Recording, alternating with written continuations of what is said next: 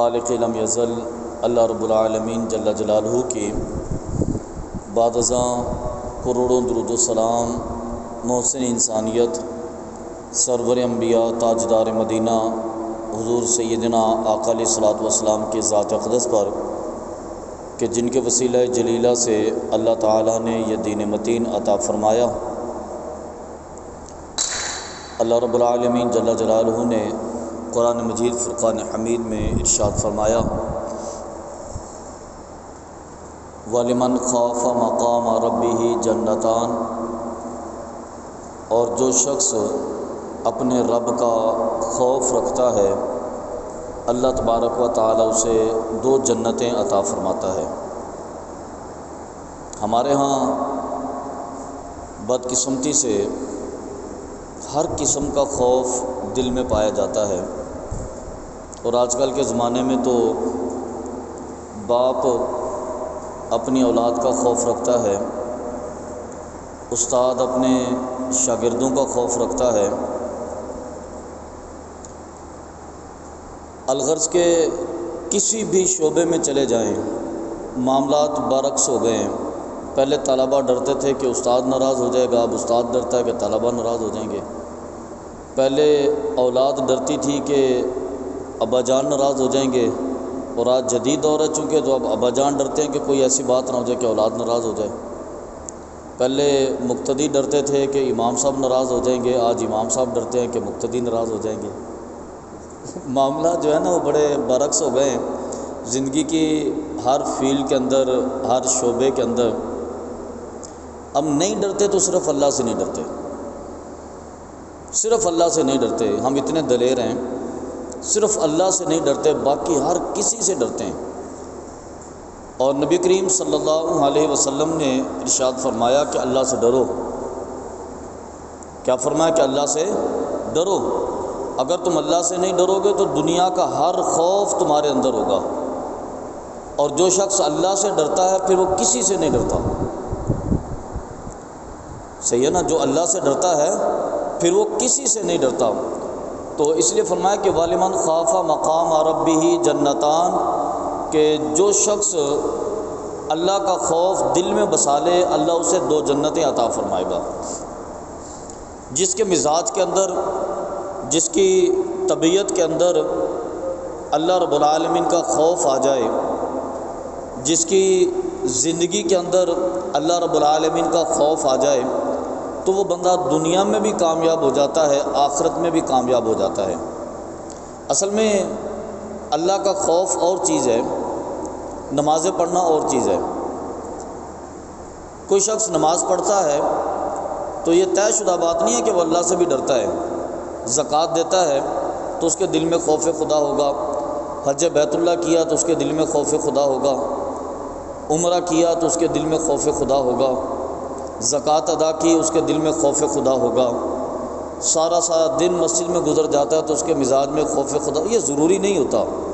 خوف خدا اور چیز ہے، نمازیں ادا کرنا اور ہے، زکوٰۃ ادا کرنا اور ہے، حج بیت اللہ اور ہے، یہ باقی اعمال اور چیزیں ہیں۔ خوف خدا ایک اور چیز ہے۔ اللہ رب العالمین کا خوف جس کے دل میں بس جائے وہ اللہ کا محبوب ہوتا ہے، وہ اللہ رب العالمین کی بارگاہ میں مقرب ہوتا ہے۔ اس لیے اللہ رب العالمین کا خوف بندے کے مزاج میں ہونا چاہیے، اور بڑا خوبصورت طریقہ ہے اللہ کا خوف پیدا کرنے کا۔ حضرت جنید بغدادی فرماتے ہیں کہ جب میں اپنے ماموں حضرت سری سکتی کا مرید ہوا نا تو میں نے ان سے پوچھا، میں نے کہا حضرت کوئی ایسا وظیفہ بتا دیں کہ جس کے ذریعے میں اللہ رب العالمین کی بارگاہ میں محبوب ہو جاؤں، کوئی ایسا وظیفہ بتا دیں کہ جس کے ذریعے میں اللہ کی بارگاہ میں محبوب ہو جاؤں۔ تو حضرت جنید بغدادی کہتے ہیں کہ مجھے میرے ماموں نے فرمایا اگر تم اللہ کے بارگاہ میں محبوب ہونا چاہتے ہو تو ایک تصور بنا لو، ایک تصور تم بنا لو۔ ہمارے ہاں وظیفہ بڑا آسان سا ہونا چاہیے۔ ہمارے عمومی طور پر جو ایک ڈیمانڈ ہوتی ہے نا وظیفے کی کہ امام صاحب کوئی وظیفہ دے دیں، اور پھر اس کا شرط یہ بھی ہوتی ہے کہ آسان سا دیجیے گا ذرا، کیونکہ ظاہر ہے کہ مشکل وظیفے ہم نہیں کر سکتے۔ اچھا پھر اگر وظیفہ فجر کی نماز کے بعد کرنا پڑ جائے تو پھر اس سے بھی زیادہ مسائل کھڑے ہو جاتے ہیں، کیونکہ ہمارے ہاں فجر کی نماز کا رواج کم ہوتا ہے۔ تو اس لیے اللہ رب العالمین کو راضی کرنے کے لیے تھوڑی محنت تو کرنی پڑتی ہے نا. بندے کہتے ہیں کہ بس 4 لفظ ہمیں مل جائیں، رب بھی راضی ہو جائے، نماز بھی نہ پڑھنی پڑے، تنگی بھی برداشت نہ کرنی پڑے. کسی دنیا کا ہمارا ایک سسٹم چل رہا تھا نا، اس نظام کو تبدیل بھی نہ کرنا پڑے، مسجد میں بھی آنا نہ پڑے، رب راضی ہو جائے ہم سے اور ہم اللہ کے سب سے بڑے محبوب ہوں. ایسا تو نہیں ہو سکتا. خیر آپ کو محنت کرنی پڑے گی اللہ کو راضی کرنے کے لیے. اللہ کے محبوب بننا ہے، تھوڑی تکلیفیں برداشت کرنی پڑیں گی. دنیا کی آپ کی جو روٹین چل رہی ہے اس روٹین کو تبدیل کرنا پڑے گا. سویرے سویرے اٹھ کے مسجد میں نماز کے لیے آنا پڑے گا، باقی نمازوں میں آنا پڑے گا، قرآن کو سمجھنا پڑے گا، قرآن کو پڑھنا پڑے گا، اللہ کا ذکر کرنا پڑے گا. بڑے اس کے لیے عمل کرنے پڑتے ہیں نا. تو کہتے ہیں کہ میں نے اپنے ماموں سے کہا کہ حضور مجھے کوئی ایسا وظیفہ بتا دیں کہ میں اللہ کا محبوب ہو جاؤں. آپ نے فرمایا کہ اگر تم اللہ کا محبوب بننا چاہتے ہو تو ایک تصور قائم کر لو، صرف ایک تصور، اور اس ایک تصور کے بدلے میں اللہ تبارک و تعالیٰ تمہیں اپنی محبت عطا کر دے گا. کہتے ہیں میں بڑا حیران ہوا. میں نے عرض کیا کہ مجھے بتائیے. تو کہتے ہیں کہ جب میں نے پوچھا نا تو میرے ماموں حضرت خواجہ سری سکتی کہنے لگے کہ تم یہ تصور کر لو ہر وقت کہ اللہ تبارک و تعالیٰ مجھے دیکھ رہا ہے. صرف ایک تصور تمہارے مزاج میں ہونا چاہیے. اب تم اگر کوئی برائی کرنے لگو گے فوراً تمہارے اندر خیال آئے گا کہ اللہ دیکھ رہا ہے. کوئی گناہ سرزد ہونے لگے گا فوراً خیال پیدا ہوگا کہ اللہ دیکھ رہا ہے. جب تمہارے اندر یہ تصور بیدار ہو گیا کہ اللہ مجھے دیکھ رہا ہے تو پھر تم گناہ نہیں کر سکتے، پھر تم گناہ نہیں کر سکتے. جیسے وہ ایک مثال مشہور ہے نا، تو ہے تو اسکول کے طلباء کے لیے، اور کوئی نہ کوئی مثال جو ہوتی ہے نا مقصد اس کا اصلاح کی کوشش کرنا ہوتا ہے. استاد نے طلباء کو بلایا اور 3 بچوں کو دے کر سیب ایک ایک دیا اور کہا کہ اس کو ایسی جگہ پر چھپ کے کھا کے آؤ تمہیں کوئی نہ دیکھتا ہو. اگلے دن آئے، ایک بچے سے پوچھا، اس نے کہا کہ استاد صاحب میں جنگل میں نکل گیا تھا، وہاں پہ کوئی بندہ نہیں تھا، کوئی بزرگ نہیں تھا، کوئی خاتون نہیں تھی، کوئی مجھے دیکھنے والی ہستی نہیں تھی، میں نے وہاں پہ چھپ کے سیب کھا لیا. دوسرے سے پوچھا بیٹا ہاں تم نے کیا کیا؟ اس نے کہا جی میں گھر میں گیا تھا، میں نے کمرہ بند کیا، کمرے کو کنڈی لگائی، کمرے کو کنڈی لگا کے کمرے میں چھپ کے کھا لیا، مجھے بھی کسی نے نہیں دیکھا. تیسرے بچے سے پوچھا کہ ہاں بیٹا تم نے کیا کیا؟ تو سیب نکال کے اس نے استاد کے ٹیبل پہ رکھا. اس نے کہا کہ استاد جی میں جہاں بھی گیا کوئی نہ کوئی دیکھنے والا تھا. میں کمرے میں بند ہوا تو مجھے وہاں پر اللہ دیکھ رہا تھا، میں جنگل میں گیا تو مجھے وہاں پر اللہ دیکھ رہا تھا، میں صحرا میں چلا گیا وہاں پر مجھے اللہ دیکھ رہا تھا. میں نے بڑی ٹرائی کی ہے کوئی ایسی جگہ مل جائے جہاں پہ کوئی دیکھنے والا نہ ہو، میں کامیاب نہیں ہو سکا. میں کہیں بھی چلا گیا مجھے اللہ دیکھ رہا تھا. تو جب آپ یہ تصور قائم کر رہے ہیں نا اللہ مجھے دیکھ رہا ہے، اب یقین مانیں اس ایک تصور کے بدلے میں دل نہیں چاہ رہا زور کی نماز کے لیے مسجد میں جانے کے لیے. گرمی ہے، بڑی شدید لو چل رہی ہے، گھر میں اے سی لگا ہوا ہے، خوبصورت بستر پر لیٹے ہوئے ہیں، ٹھنڈا مشروب ہمارے ہاتھ کے اندر ہے، دل نہیں چاہ رہا کہ زور کی نماز کے لیے نہ جائیں. آپ ایک تصور کر لیں کہ اللہ دیکھ رہا ہے اور اللہ نے قیامت کے روز پوچھ لیا کہ میرے بندے یہ اے سی والی نعمتیں، یہ ٹھنڈے مشروب، یہ خوبصورت لباس، یہ بڑے بڑے بنگلے، بڑی بڑی گاڑیاں کیا تجھے میں نے اس لیے عطا کی تھی کہ تم میری یاد سے غافل ہو جائے؟ دل نہیں چاہ رہا فجر کی نماز کے لیے جانے کے لیے. گرم گرم بستر کے اندر ہم لیٹے ہوئے ہیں، باہر ٹھنڈی ہوا چل رہی ہے، بڑی سخت سردی ہے، دسمبر کا مہینہ ہے، اور اگر رب نے یہ پوچھ لیا کہ میرے بندے یہ نرم اور گرم بستر میں نے تجھے اس لیے دیا تھا کہ تم مجھے ہی چھوڑ دے. یعنی کہ کمال تو یہ ہے کہ تم میری بارگاہ میں بیٹھ کے روتا رہا کہ رب ذوالجلال مجھے گرم بستر دے دے. تم میری بارگاہ میں روتا رہا کہ میرے رب ذوالجلال مجھے خوبصورت مکان دے دے. تم میری بارگاہ میں بیٹھ کے روتا رہا کہ میرے مالک مجھے خوبصورت لباس دے دے. میں نے تجھے لباس بھی دے دیا، میں نے تجھے مکان بھی دے دیا، میں نے تجھے گاڑی بھی دے دی، میں نے نرم اور گرم بستر بھی دے دیا، اور تو نے بدلے میں مجھے چھوڑ دیا. تو تم میری فجر کی نماز پڑھنے نہیں آیا، تو مجھے یاد کرنے کے لیے مسجد کے اندر نہیں آیا. تو بتایا بندے تو اپنے رب کو کیا جواب دے گا؟ اب چھوڑے دنیا کی فکر، آپ کسی کو جواب نہ دیں، آپ اپنا جواب اپنے رب کے لیے تیار کر کے رکھیں. سارے تیاری کر کے رکھیں، ہم نے اپنے رب کی بارگاہ میں جانا ہے اور ہمیں اپنے رب کو جواب دینا ہے کہ ہم نماز کے لیے کیوں نہیں آتے تھے. اے میرے مالک نعمتیں تو ہم تیری کھاتے تھے اور تیری بارگاہ میں نہیں آتے تھے. جب تک تو نے ہمیں مکان نہیں دیا تھا، گاڑی نہیں دی تھی، نرم گرم بستر نہیں دیے تھے، ٹھنڈے مکان نہیں دیے تھے، ہم روزانہ تیری بارگاہ میں آتے تھے، روزانہ تیری بارگاہ میں روتے تھے. روزانہ تجھ سے مانگتے تھے، جب تو نے دے دیا ہم نے تجھے ہی چھوڑ دیا۔ حالانکہ اب تو یہ بنتا تھا کہ اب ہم زیادہ آ جاتے ہیں نا اس کی بارگاہ میں، زیادہ اس کو راضی کرنے کی کوشش کرتے، لیکن ہم نے اپنے رب کو چھوڑ دیا۔ بندہ یہ تصور کر لینا میرا رب مجھے دیکھ رہا ہے، اگر یہ تصور آ گیا تو آپ یقین مانیں سخت سردیوں میں نرم اور گرم بستر آپ کو اپنے اندر پناہ لینے نہیں دے گا، اور سخت گرمیوں میں دوپہر کے وقت یخ اے سی، ٹھنڈے اے سی والا کمرہ آپ کو اندر سکون سے نہیں بیٹھنے دے گا۔ آپ چلچلاتی دھوپ کے اندر اور گرم لو کے اندر نکلیں گے اپنے رب کو راضی کرنے کے لیے، اس لیے کہ میرا رب تو مجھے دیکھ رہا ہے نا۔ حضرت جنید بغدادی کہتے ہیں کہ میرے ماموں نے ایک ہی وظیفہ مجھے بتا دیا تھا۔ اچھا ہمارے ہاں ایک مسئلہ یہ بھی ہوتا ہے، ہم چونکہ مدرسوں سے فارغ ہیں نا، میں اس کی بات کروں گا، اسکولوں کی بھی یہی کہانی ہوتی ہے، یونیورسٹیوں کی بھی یہی کہانی ہوتی ہے، ہمارے گھروں کی بھی یہ کیفیت ہوتی ہے۔ بچے استاد صاحب سے مطالبہ کرتے ہیں کہ استاد صاحب کوئی وظیفہ بتائیں، تو وہ کہتے ہیں کہ تمہارا وظیفہ یہ ہے کہ تم سبق اچھا یاد کرو۔ ایسے ہی ہوتا ہے پروفیسر صاحب، اسکول کے بچے پوچھ لیتے ہیں سر جی کوئی وظیفہ بتا دیں، تو ہم کہتے ہیں کہ تمہارا وظیفہ یہ ہے کہ سبق اچھا یاد کر کے آنا۔ نتیجہ یہ ہے کہ بچہ سبق بھی یاد نہیں کرتا، وظیفہ بھی نہیں کرتا۔ آپ اسے وظیفہ بتائیں، اسے نماز پڑھنے کا کہیں، اسے نوافل ادا کرنے کا کہیں، اسے قرآن کی تلاوت کا کہیں، اسے کہیں کہ بیٹا آپ قرآن پاک ایک رکوع پڑھنے کے بعد جب کتاب اٹھا کے دیکھو گے تو کتاب کے الفاظ نور بن کے تمہارے دماغ میں داخل ہو جائیں گے۔ تم جب اپنے رب کو راضی کرنے کے بعد مسجد سے نکل کر گھر میں آ کے کتاب اٹھا کے دیکھو گے، اللہ تبارک و تعالیٰ کامیابیاں تمہیں عطا فرما دے گا۔ تو وہ بچہ نہ سبق یاد کرتا ہے نہ وہ بچہ وظیفہ پڑھتا ہے۔ نتیجہ یہ کہ بڑا ہوتا ہے نا جب، تو سبق کے ساتھ اس کا تعلق ویسے نہیں ہوتا، رب کے ساتھ بھی تعلق نہیں ہوتا، وہ دونوں سے چلا جاتا ہے۔ تو اس لیے اگر آپ نے رب کو راضی کرنا ہے نا، تو ایک تصور اپنے مزاج کے اندر یہ قائم کر لیں کہ کیا اللہ مجھے دیکھ رہا ہے۔ جب آپ کا یقین اس بات پر ہو گیا کہ اللہ مجھے دیکھ رہا ہے، تو پھر کوئی گناہ نہیں ہو سکتا، بددیانتی نہیں ہو سکتی، غیبت نہیں ہو سکتی، چوری نہیں ہو سکتی، کسی کی چغلی نہیں ہو سکتی، کسی کے ساتھ زیادتی، کسی کے ساتھ ظلم نہیں ہو سکتا، کسی کا حق غصب نہیں کیا جا سکتا، کسی کے ساتھ ظلم اور ناانصافی نہیں ہو سکتی۔ کیوں؟ اللہ دیکھ رہا ہے، میں کچھ بھی کروں گا میرا رب مجھے دیکھے گا۔ بس اگر یہ تصور قائم ہو گیا نا، آپ کامیاب ہو گئے۔ فرماتے کہ میرے ماموں نے مجھے ایک ہی وظیفہ دیا تھا، اور وہ وظیفہ زندگی کے مرتے دم تک میری کامیابی کا باعث بنا۔ اچھا میں نے جیسے عرض کیا تھا نا، اللہ کا محبوب ہونا اور چیز ہے، پرہیزگاری اور چیز ہے، نمازیں اور ہوتی ہیں۔ کوئی شخص نماز پڑھ کر نکلتا نظر آ جائے تو یہ مت سمجھ لینا کہ یہ پرہیزگاری کامل ہو گئی۔ زکوٰۃ دیتا ہے تو وہ پرہیزگار ہے، حج کرتا ہے تو وہ پرہیزگار ہے، نہیں، ایسا معاملہ نہیں۔ پرہیزگاری اور چیز ہوتی ہے۔ حضرت عبداللہ بن عمر رضی اللہ تعالیٰ عنہ فرماتے ہیں کہ میں ایک دفعہ سفر کے لیے جا رہا تھا، زیادہ راہ میں نے تیار کیا، کچھ کھجوریں اپنے پاس رکھ لیں اور کچھ گھی رکھ لیا، کچھ سرکہ رکھ لیا، سامان لیا، میں کہتا نکل پڑا۔ سفر کرتے کرتے ایک جگہ پر دوپہر ہو گئی، میں بیٹھ گیا کھانا کھانے کے لیے۔ کھانا کھاتے ہوئے میں نے دیکھا کہ ایک چرواہا میری طرف آ رہا تھا، بکریاں اس کے پاس تھی، 300-400 بکریاں، اور وہ ان کو ہانکتا ہوا گزر رہا تھا۔ کہتا میرے پاس سے گزرا، میں نے آواز دی میاں بات سنو، آؤ میرے ساتھ بیٹھ کے کھانا کھاؤ۔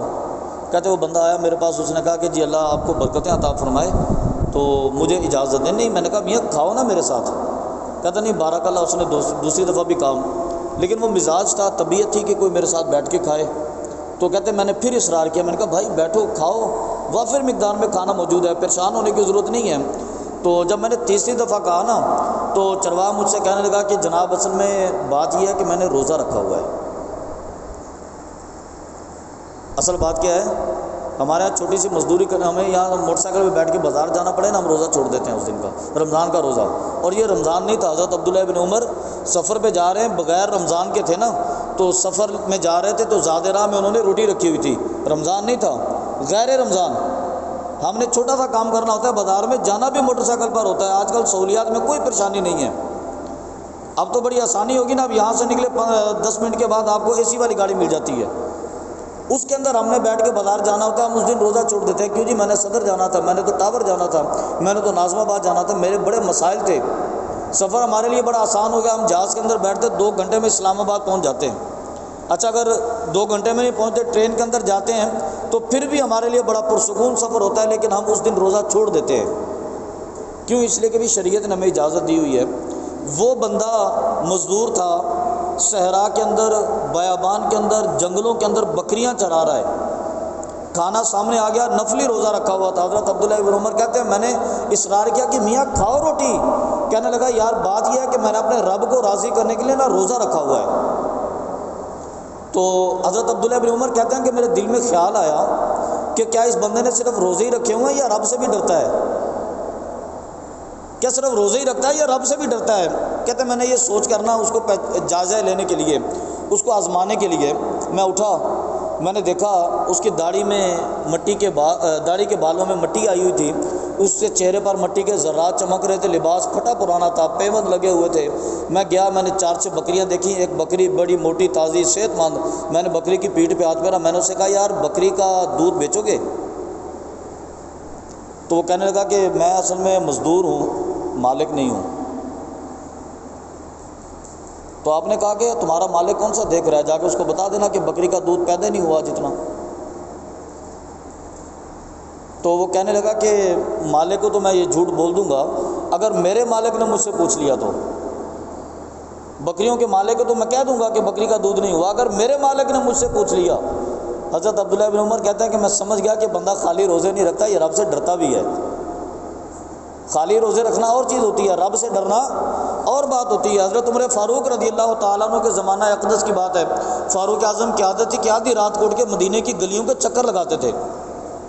ایک مرتبہ سویرے کا ٹائم تھا، تہجد کی نماز کا وقت تھا، مدینے کی گلیوں کا چکر لگا کے راؤنڈ ختم ہو رہا تھا بالکل، اب مسجد میں جانے کی تیاری کر رہے تھے۔ آپ نے دیکھا کہ گھر کے اندر دیا جل رہا تھا اور اندر سے باتوں کی آواز آ رہی تھی۔ فاروق اعظم بڑے حیران ہوئے اور آپ گئے، آپ نے جا کے دروازے کے ساتھ کان لگا کے سنا، اندر سے ایک بوڑھی اماں کی آواز آ رہی تھی۔ وہ کہنے لگی کہ بیٹا آج بکریوں نے اتنا دودھ نہیں دیا کہ اس کی مقدار پوری ہو سکے، ابھی بندہ دودھ لینے کے لیے آنے والا ہے تو دودھ ہمارے پاس پورا نہیں ہے آج۔ تو لڑکی کہنے لگی کہ پھر اماں جان کیا کریں؟ اس نے کہا ایسا کرو تم اس کے اندر نا 1 گلاس پانی کا ڈال دو، 1 گلاس پانی کا ڈال دو، مقدار پوری ہو جائے گی۔ وہ چونک گئی، اماں بکری کے دودھ میں پانی ڈال دیں؟ آپ کو نہیں پتا کہ عمر فاروق نے روکا ہوا ہے؟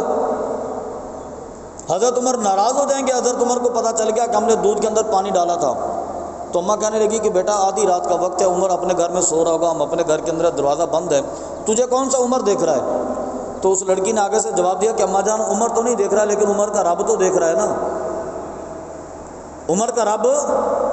بس صرف ایک تصور آپ کے مزاج کے اندر قائم ہو جائے کہ میرا رب مجھے دیکھ رہا ہے۔ اگر آپ نے ایک تصور قائم کر لیا نا میرا رب مجھے دیکھ رہا ہے، اب یقین مانے دنیا جہان کے گناہ کے آسائشیں اور سہولیات آپ کے سامنے آ جائیں گی، آپ گناہ نہیں کریں گے، کیونکہ اللہ جو دیکھ رہا ہے۔ اور جسے اللہ دیکھ رہا ہو تو وہ بندہ گناہ کر جائے، ایسا سوال ہی پیدا نہیں ہوتا، ایسا تو تصور ہی نہیں ہے کہ اللہ رب العالمین بندے کو دیکھ کر بندہ گناہ کر کے چلا جائے، اللہ دیکھے بندہ جھوٹ بول کے چلا جائے، اللہ دیکھے بندہ خیانت کر کے چلا جائے، اللہ دیکھے اور بندہ غیبت کر کے چلا جائے، اللہ دیکھے بندہ چوری کر کے چلا جائے، اللہ دیکھے بندہ کرپشن کر کے چلا جائے، اللہ دیکھے اور بندہ نماز چھوڑ کے چلا جائے، اللہ دیکھے بندہ رب کو راضی نہ کرے، ایسا کیسے ہو سکتا ہے؟ حضرت جنید بغدادی کہتے ہیں کہ میں نے جب پوچھا نا تو میرے مرشد نے ایک ہی وظیفہ مجھے دیا تھا، فرمایا کہ بیٹا پوری زندگی یاد رکھنا کہ اللہ تجھے دیکھ رہا ہے، اور جب اللہ کے دیکھنے کا تصور مزاج میں پکا ہو جائے نا تو پھر اللہ تبارک و تعالیٰ اس بندے کو گناہ کے راستے پر جانے نہیں دیتا۔ متفقن حدیث ہے، یعنی کہ بخاری شریف کے اندر بھی حدیث موجود ہے، مسلم شریف کے اندر بھی حدیث مبارکہ موجود ہے، اور دوسری کتب کے اندر کچھ الفاظ اس حدیث کے اندر زیادہ کیے گئے۔ فرماتے ہیں حضرت ابو ہریرہ رضی اللہ تعالیٰ عنہ کہ نبی کریم صلی اللہ علیہ وسلم نے ارشاد فرمایا کہ اللہ رب العالمین جب کسی بندے سے محبت کرتا ہے نا تو جبریل کو بلاتا ہے، جس کے دل میں اللہ کا خوف آ جائے نا، جس کے دل میں اللہ کی محبت کا تصور آ جائے، پھر اللہ بھی اس سے محبت کرتا ہے، اور جب اللہ محبت کرتا ہے نا پھر اللہ جبریل کو بلاتا ہے، جبریل جی رب جلیل، اللہ فرماتا ہے کہ میں فلاں بندے سے محبت کرتا ہوں، تو پھر اے رب ذوالجلال میرے لیے کیا حکم ہے؟ اللہ فرماتا ہے کہ جبریل تو اس کے ساتھ محبت کر، میں اس سے محبت کرتا ہوں نا، پھر تو اس کے ساتھ محبت کر۔ جبریل کہتا ہے کہ میرے مالک میں نے اس سے محبت کر لی، پھر اللہ فرماتا ہے کہ جاؤ جا کے سارے فرشتوں کو بتا دو۔ جبریل 7 آسمانوں میں سب فرشتوں کے اندر اعلان کر دیتے ہیں کہ فلانا بندہ جو ہے نا یہ اللہ کا محبوب ہے اور اللہ کا حکم ہے اس کے ساتھ محبت کرو۔ جبریل جاتے ہیں پھر اللہ کی بارگاہ میں عرض کرتے ہیں کہ اے رب ذوالجلال میں بھی محبت کرتا ہوں، سارے فرشتے بھی محبت کرتے ہیں۔ اللہ رب العالمین فرماتے ہیں کہ پھر دنیا میں چلے جاؤ، پوری دنیا میں اعلان کر دو کہ اللہ رب العالمین اس بندے سے محبت کرتا ہے۔ کچھ دیر کے بعد جبریل پھر اللہ کی بارگاہ میں حاضر ہوتے ہیں، اے رب ذوالجلال، تو فلانے کے ساتھ محبت کرتا ہے، میں بھی اس کے ساتھ محبت کرتا ہوں، میری محبت کی وجہ سے تمام فرشتے اس کے ساتھ محبت کرتے ہیں، اور تمام فرشتوں کی محبت کی وجہ سے پوری روح زمین کے لوگ اس بندے سے محبت کرتے ہیں، پوری روح زمین کے لوگ اس بندے سے محبت کرتے ہیں۔ تو فرمایا کہ جب پوری روح زمین کے لوگ اس بندے سے محبت کرتے ہیں نا، تو پھر اللہ تبارک و تعالیٰ اس بندے کی قبولیت لکھ دیتا ہے، ادھر منہ سے لفظ نکلتا ہے، ادھر قبول ہو جاتا ہے۔ ہم ساری زندگی ڈھونڈتے رہتے ہیں نا یار کوئی ایسا بندہ مل جائے جس کی دعائیں قبول ہوتی ہوں، ہم اس سے اپنے لیے دعا کروا لیں، ڈھونڈتے رہتے ہیں۔ تو ڈھونڈنا چھوڑیں، آپ خود اپنا رب کے ساتھ کنیکشن قائم کریں، آپ اپنا تعلق اپنے رب کے ساتھ مضبوط کریں، آپ ڈھونڈنا چھوڑیں۔ یہ آس پاس کے لوگ آپ کے پاس آئیں گے دعائیں کروانے کے لیے کہ حضرت ہمارے لیے دعا کریں کہ اللہ کی بارگاہ میں یہ کام ہو جائے۔ تو فرمایا کہ اس کے لیے قبولیت لکھ دی جاتی ہے، وہ بندہ پھر رب کا محبوب ہو جاتا ہے۔ وہ شیخ سعدی علیہ رحمت نے حکایت لکھی اپنی کتاب کے اندر، بڑی خوبصورت حکایت ہے۔ فرماتا ہے کہ ایک فقیر آدمی تھا اور بازار سے گزر رہا تھا، سخت سردی تھی، بارش ہوئی پڑی تھی، تو اس فقیر آدمی نے اللہ کو یاد کیا اور بازار سے گزرتا جا رہا تھا، کپڑے پھٹے پرانے تھے، کوئی گرم لباس بھی نہیں تھا۔ ایک دودھ والا حلوائی جو تھا اس نے دیکھا، اس کو بلایا، گرم گرم دودھ کا پیالہ تیار کر کے اس کو دیا اور اس کو کہا کہ بابا یہ پی لیجئے۔ اس نے پانی پیا، دودھ پیا، اور دودھ پی کے اللہ کا شکر ادا کر کے وہاں سے نکل کر آگے روانہ ہوا۔ تھوڑا سا آگے چلا، اس نے دیکھا کہ ایک نوجوان لڑکا اور لڑکی بڑی محبت کی کیفیت میں ایک دوسرے کے ہاتھوں میں ہاتھ ڈالے گزرتے چلے جا رہے تھے بازار سے۔ یہ فقیر آدمی تھا، لباس پھٹا ہوا تھا، پیروں میں چپل تھی وہ بھی ٹوٹی ہوئی تھی۔ یہ اس کے پاس سے جب گزرا نا تو وہ ٹوٹی ہوئی چپل کی وجہ سے چھینٹے اڑے، اور چھینٹے اڑنے کے بعد کچھ چھینٹے اس لڑکی کے لباس پر گر گئے۔ اس لڑکی نے تو شور مچا دیا کہ میرے کپڑے گندے کر دیے، اتنا قیمتی سوٹ تھا میرا، اتنا خوبصورت لباس تھا، تو نے میرے لباس گندا کر دیا۔ جب لڑکی نے شور مچایا، اس کے عاشق کو غصہ آیا، وہ آگے بڑھا، اس نے فقیر کو پکڑا، زور سے تھپڑ مارا فقیر کے۔ فقیر نے رب کی طرف دیکھا اور اس نے اللہ سے کہا کہ میرے مالک تو بڑا عجیب کریم ہے، کبھی دودھ پلاتا ہے کبھی تھپڑ کھلاتا ہے۔ وہ یہ کہہ کے وہاں سے آگے روانہ ہو گیا۔ وہ ابھی تھوڑا سا آگے گیا تھا، اس نے دیکھا کہ لوگوں نے شور مچا دیا پیچھے۔ اس فقیر نے مڑ کے دیکھا تو وہ بندہ جو تھا نا لڑکی کا عاشق، وہ چلتا جا رہا تھا، پاؤں پھسلا اور وہ نیچے گرا اور گردن ٹوٹ گئی، موقع پر ہلاک ہو گیا۔ لوگوں نے بھاگ کے فقیر کو پکڑا کہ تمہاری بد دعا کی وجہ سے ہلاک ہوا ہے، تم نے بندہ مار دیا، ایک تھپڑ اس نے مارا تو تم نے بندہ مار دیا۔ اس نے کہا نہیں میں نے کوئی بد دعا نہیں کی، اس کے لیے کچھ نہیں کہا میں نے، آپ یقین مانے ایک لفظ منہ سے نہیں نکالا، بس صرف بات اتنی ہے کہ میرے چپل سے چھینٹے اڑے تھے، اس لڑکی کے لباس پر گرے، اس کے محبوب کو غصہ آ گیا، اس نے مارا، جب اس نے مجھے مارا میرے محبوب کو غصہ آ گیا، اس نے اس کو مار دیا۔ میں نے کچھ نہیں کیا، آپ یقین مانے میں نے کوئی بد دعا نہیں کی، میں نے ایک لفظ اپنے منہ سے نہیں نکالا۔ یہ تو محبوبوں کی جنگ تھی، وہ یاری کی جنگ تھی، تعلق کی جنگ تھی۔ اس نے اپنے محبوب کا بدلہ لیا، میرے محبوب نے اپنے محبوب کا بدلہ لے لیا، بات صرف اتنی تھی، میں نے کچھ نہیں کیا اس کے اندر۔ اب یقین مانے جب آپ اپنے رب کے ساتھ تعلق قائم کریں گے آپ اللہ کے محبوب ہو جائیں گے۔ جب آپ ایک تصور قائم کر لیں گے اللہ دیکھ رہا ہے، اس کے علاوہ کچھ بھی نہیں ہوگا، پھر آپ گناہ نہیں کر سکتے، آپ نماز نہیں چھوڑ سکتے، آپ چوری بھی نہیں کر سکتے، غیبت بھی نہیں کر سکتے، برائی کے راستے پر جا بھی نہیں سکتے۔ تصور صرف اتنا ہے کہ رب دیکھ رہا ہے، اور جب آپ کا رب آپ سے محبت کرے گا، اللہ رب العالمین کے حکم سے جبریل بھی آپ سے محبت کرے گا، اللہ کے حکم سے آسمان کے فرشتے بھی آپ سے محبت کریں گے، مالا الاعلیٰ کے فرشتے بھی آپ سے محبت کریں گے، ساتوں آسمان کے فرشتے بھی آپ سے محبت کریں گے، بلکہ روئے زمین کی مخلوق آپ سے محبت کرے گی۔ اور ایک حدیث کے اندر آتا ہے کہ پانی کے اندر مچھلی بھی آپ کے لیے دعا کرے گی۔ کیوں؟ اس لیے کہ اللہ آپ سے محبت کرتا ہے۔ جب اللہ آپ سے محبت کرتا ہوگا، اور پھر آقا علیہ السلام نے فرمایا کہ اس بندے کے لیے لکھ دیا جائے گا، اس کی قبولیت لکھ دی جائے گی، ادھر لفظ منہ سے نکلے گا، ادھر اس کا رب اسے اپنی بارگاہ میں مقبول کر لے گا۔ تو ضرورت اس بات کی ہے کہ اپنے دل میں اللہ کا خوف پیدا کیا جائے۔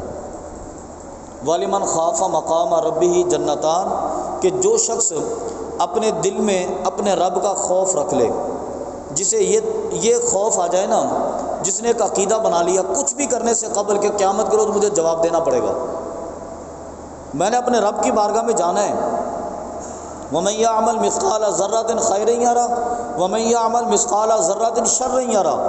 ایک رائی کے دانے کے برابر اگر مجھ سے گناہ ہو گیا تو مجھے جواب دینا پڑے گا، اور ایک رائی کے دانے کے برابر بھی اگر میں نے نیکی کی تو میرا کریم رب اس کا بدلہ مجھے عطا فرمائے گا۔ اب یہ تصور قائم کر لیں، آپ سے کوئی گناہ سرزد نہیں ہو سکتا، خدا کے محبوب ہو جائیں گے۔